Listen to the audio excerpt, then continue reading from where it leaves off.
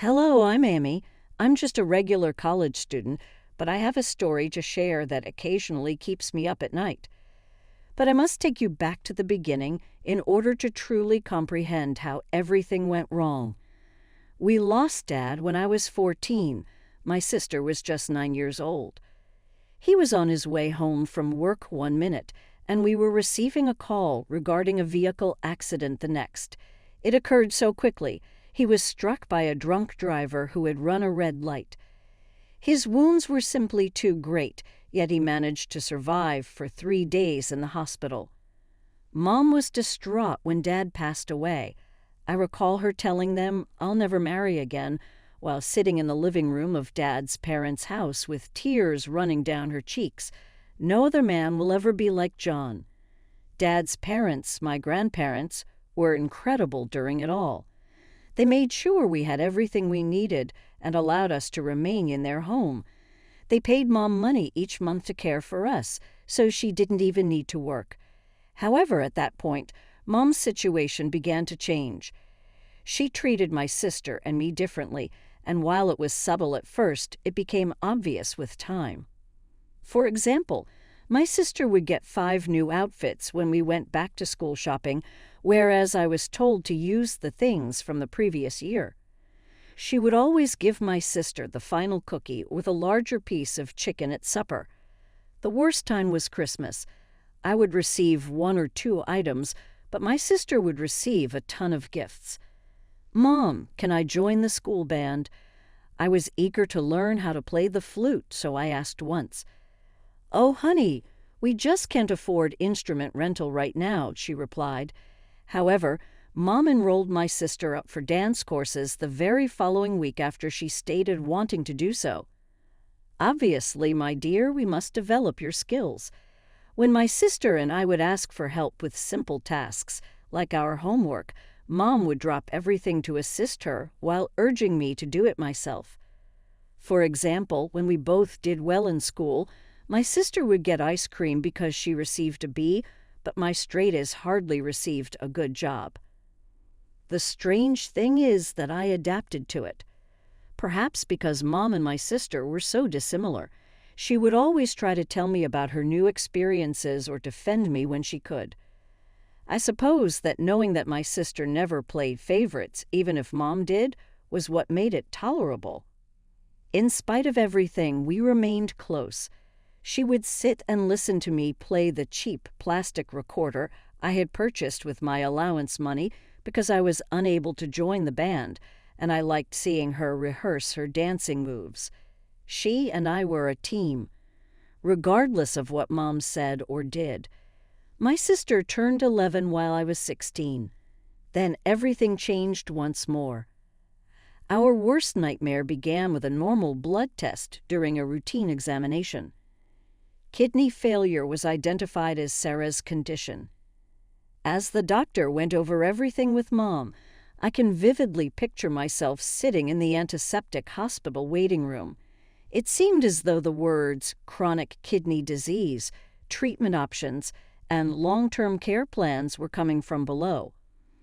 My lively younger sister, Sarah, who could make everyone smile and loved to dance, was suddenly a patient.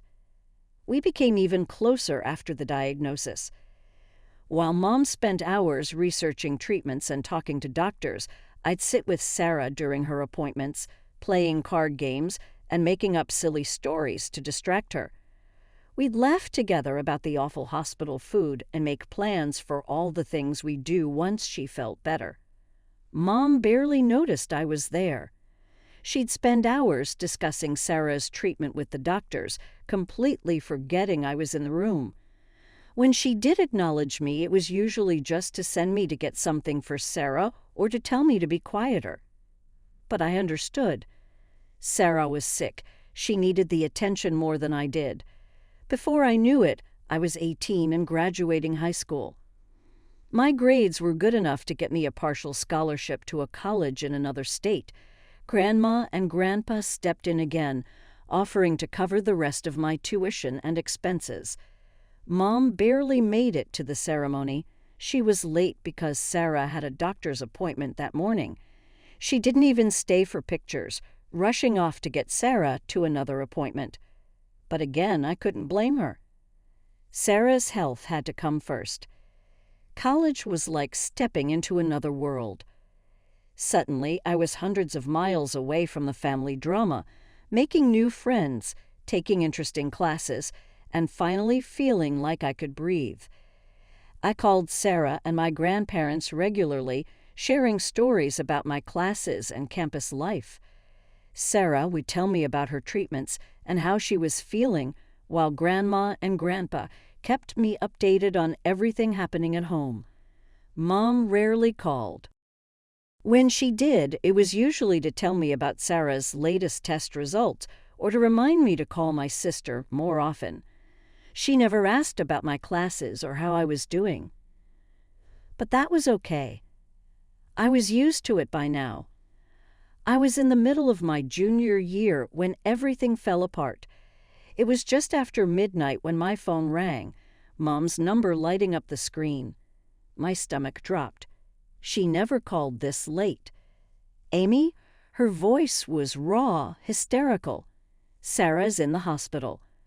Her kidneys, they've completely failed. She's on a hemodialysis machine. I could hear her crying through the phone. You need to come home, right now. The next morning was a blur of emails to professors and rushed packing. I managed to get a leave of absence approved and booked a train ticket home. As the landscape rushed past my window, all I could think about was Sarah, lying in a hospital bed, waiting for me to come home. Mom was waiting for me at the train station, pacing back and forth on the platform. She looked like she hadn't slept in days.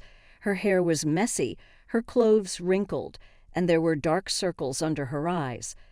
As soon as she saw me, she grabbed my arm and started pulling me toward the parking lot. The entire car ride home was filled with Mom's endless stream of words about Sarah's condition, how pale she looked during the procedure, how much weight she'd lost, how she could barely eat because the medications made her nauseated, how the needles left bruises on her arms. Each detail felt like a knife twisting in my gut. She's so weak, Amy, Mom kept saying, her knuckles white on the steering wheel. My baby is suffering so much. The hemodialysis is keeping her alive, but it's not a solution. She needs a real kidney. She needs. Mom suddenly fell silent as we pulled into our driveway.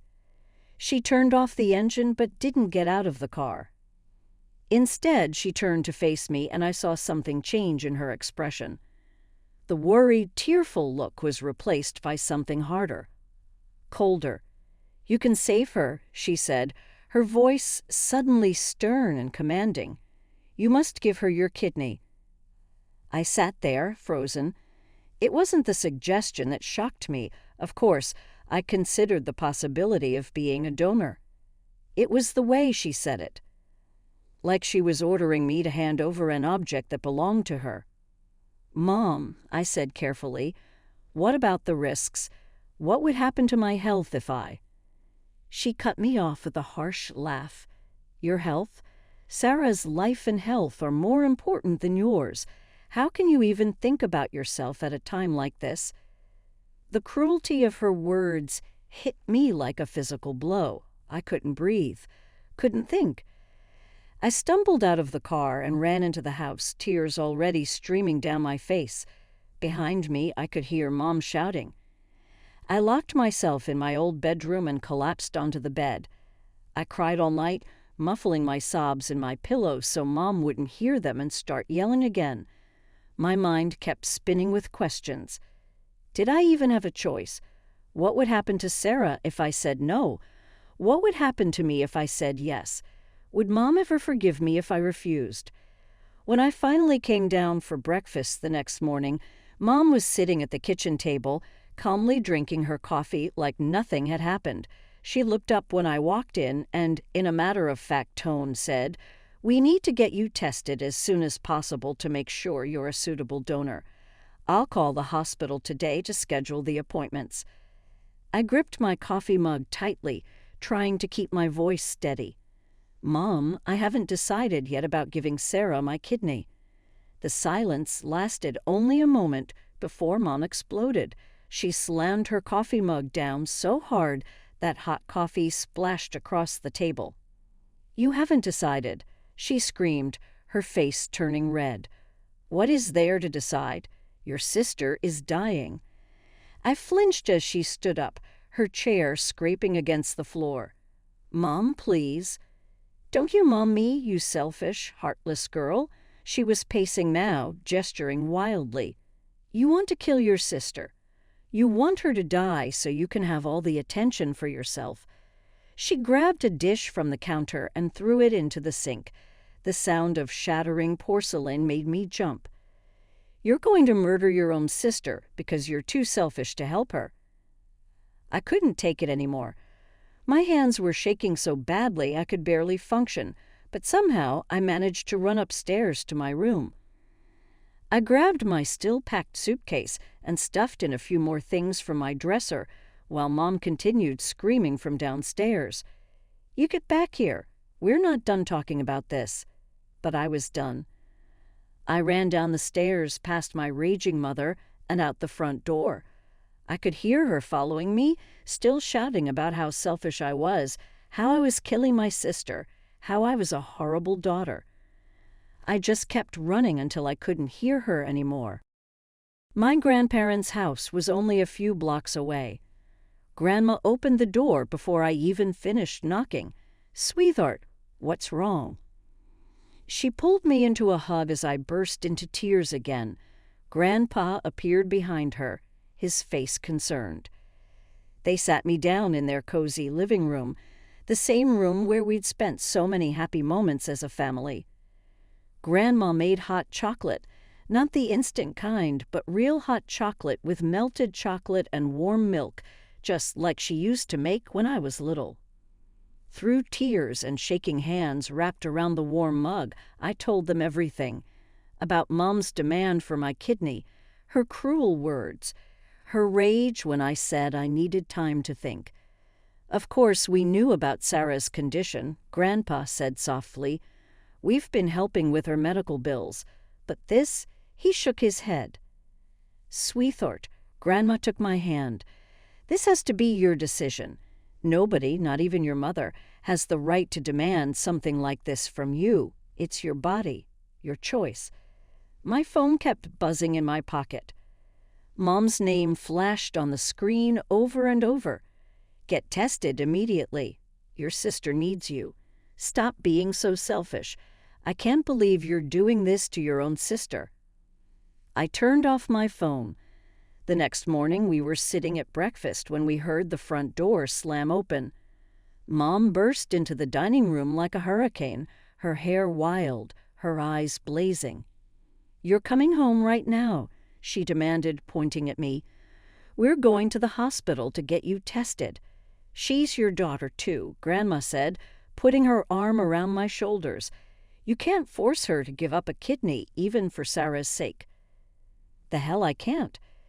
Mom's voice reached a new pitch of hysteria. "She has to do it, and if she doesn't..." She turned to me, her eyes cold and hard. "If you don't do this, you're dead to me. Do you understand? You won't be my daughter anymore." Before anyone could respond, she spun around and stormed out, slamming the door so hard that Grandma's china cabinet rattled. The sound of her car engine revving and tires screeching on pavement echoed through the sudden silence. That afternoon, I decided to visit Sarah in the hospital. The nurse at the station handed me a surgical mask, making me sanitize my hands thoroughly before leading me to Sarah's room. Walking into that sterile hospital room was like stepping into another world. The steady beep of monitors filled the air, and tubes seemed to connect my sister to every machine imaginable. Sarah looked so small in that big hospital bed, but her face lit up when she saw me. "Amy." Her voice was weak, but her smile was as bright as ever. "You came." I carefully sat in the chair beside her bed, trying not to disturb any of the tubes or wires. "Of course I came, Squirt. Someone has to make sure you're not driving the nurses crazy." We sat there for a while, talking about nothing and everything, her favorite nurse, my college classes, the terrible hospital food. Then her expression turned serious. "Mom told me," she said quietly, "about asking you to be my donor." I felt my throat tighten. "Sarah." "No, listen." She reached for my hand, her fingers cold against mine. "I would never ask you to do that. It has to be your choice, Amy. Only yours." Tears welled up in my eyes as I squeezed her hand. Here she was, hooked up to machines, fighting for her life and still thinking about my feelings.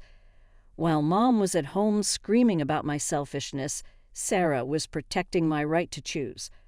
Looking at her, so brave, so sick, I made my decision. "I want to get tested," I said. "Not because Mom's forcing me, but because I want to know if I can help." When Mom found out about my decision, it was like the past few days never happened. She rushed to hug me, crying and saying, "You're doing the right thing, Amy. The right thing." I moved back home from my grandparents' house, and over the next few weeks, I underwent test after test. Blood draws, tissue typing, psychological evaluations, the works. Mom was suddenly sweet as pie, making my favorite meals and asking about my day. It was like having the mother I'd always wanted. But somehow that made it even worse. Finally, after what felt like endless waiting, the doctor called us in to discuss the results. Mom and I sat in his office, the desk between us covered with papers and test results. He adjusted his glasses, looking uncomfortable. "I'm afraid I have some unexpected news," he began, shuffling through the papers. "According to these tests, Amy cannot be a donor for Sarah." Mom leaned forward. "What? Why not? We can do more tests." "It's not about more tests," the doctor interrupted gently. "The issue is, well, the degree of kinship between Amy and Sarah. It's not sufficient for a transplant." I sat there, trying to make sense of his words. "I don't understand," I said slowly. "What exactly do you mean by degree of kinship?" The doctor cleared his throat. "The genetic markers in your blood work show that you and Sarah are not full siblings. You share only one parent in common." I turned to look at Mom. She had gone completely white. "Mom." My voice came out as barely a whisper. "What's he talking about?" She jumped to her feet.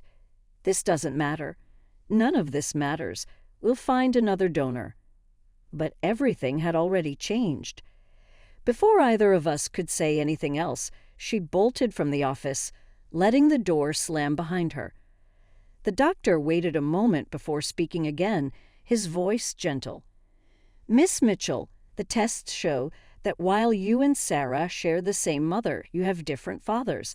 Your sister's biological father is not the same man who raised you." The words hit me like a physical blow. Different fathers.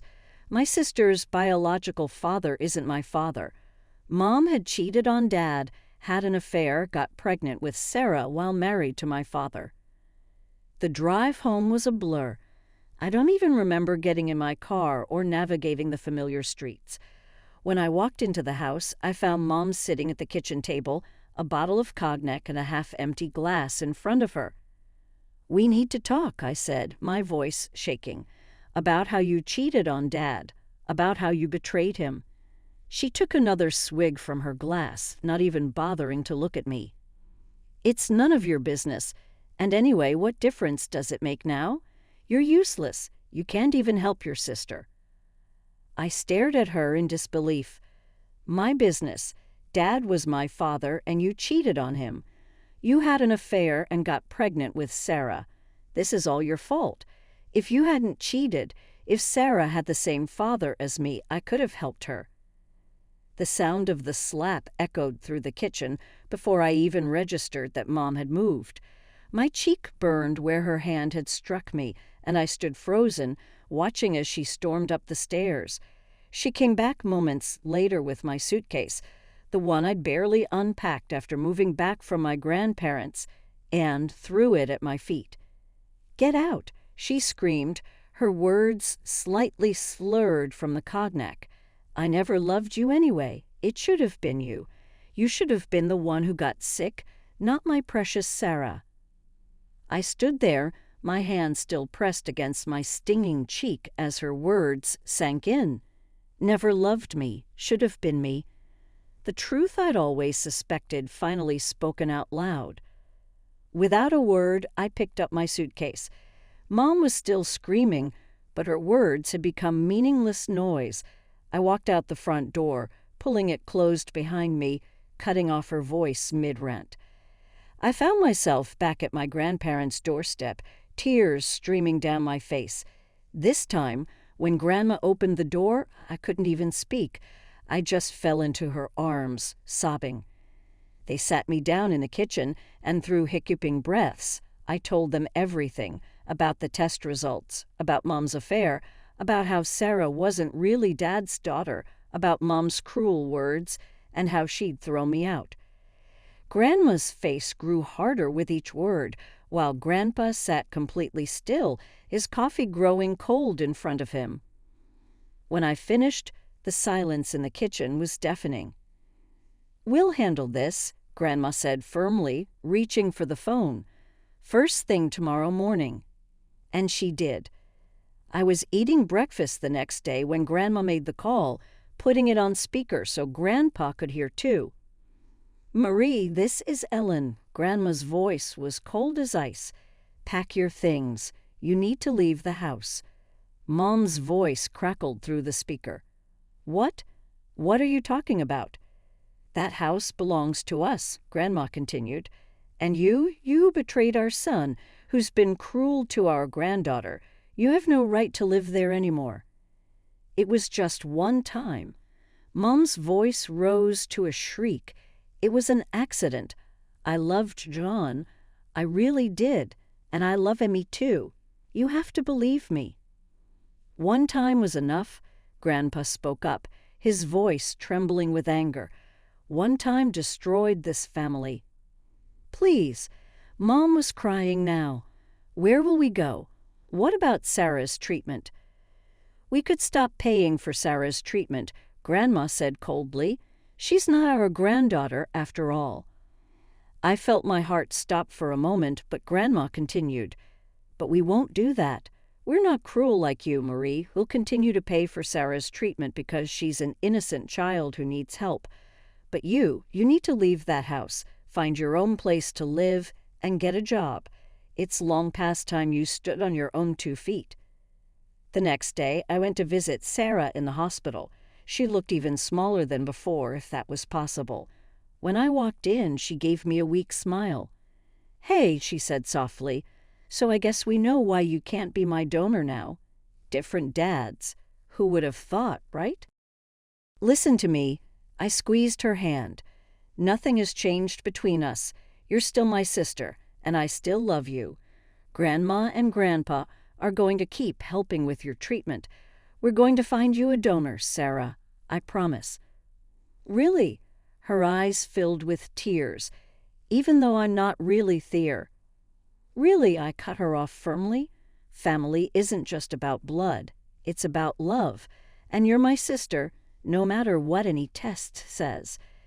It's been 3 months since everything fell apart, though sometimes it feels like years. I'm back at college now, trying to focus on my studies and build some kind of normal life. Mom is still living in the house. Grandma and Grandpa decided to let her stay, not for her sake, but for Sarah's. She needs someone to drive her to dialysis, Grandpa explained when I questioned their decision, and someone needs to be there when she's not feeling well. Sarah goes to the hemodialysis center 3 times a week. It's hard on her body, but she's tough. We talk on the phone almost every day, and she never complains, though I can sometimes hear the exhaustion in her voice. But last week, everything changed.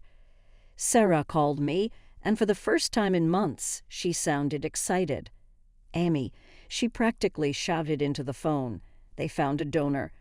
The doctor just told us there was this man, he died in an accident, but he was an organ donor, and I'm a match." She was crying now, happy tears. I'm getting a kidney, Amy. I might actually get better. I found myself crying too, relief washing over me like a wave. After everything we've been through, finally some good news. When I want to see Sarah now, I arrange it through our grandparents. She comes to their house, and we spend time together there away from Mom. Grandma makes us hot chocolate, the real kind still, and Grandpa tells terrible jokes that make Sarah laugh until she has to hold her sides. They treat Sarah with such kindness, even though they know she's not their biological granddaughter. She's just a child, Grandma said once when I mentioned it. None of this is her fault. They did pull me aside last week, though, after Sarah had gone home. We need to talk about something serious, Grandpa said, sitting me down in his study. About our will. I started to protest, but he held up his hand. You need to know this. Everything we have, the house, our savings, everything is going to you, Amy. Only you. But Sarah, I began. Sarah isn't our granddaughter, Grandma said gently. However, once it's yours, you can do whatever you want with it. If you want to share with your sister, that will be your choice. I understood what they were really saying. They were punishing Mom, not Sarah. Speaking of Mom, she called me yesterday. I almost didn't answer, but something made me pick up. Amy, her voice was small, hesitant. I need your help. Could you talk to your grandparents? Ask them to let me stay in the house permanently? I know if you asked them. No. My voice was firm, final. Please, Emmy, I'm your mother. I know I made mistakes, but mistakes. I cut her off. You cheated on Dad. You lied to everyone for years. You treated me like I was nothing. You never loved me. That's not true, I hung up the phone. Maybe someday I'll forgive her. Maybe someday the pain of her betrayal won't feel so sharp. But not today. Today I'm focusing on Sarah's upcoming transplant, on my studies, on building a life that isn't defined by my mother's choices.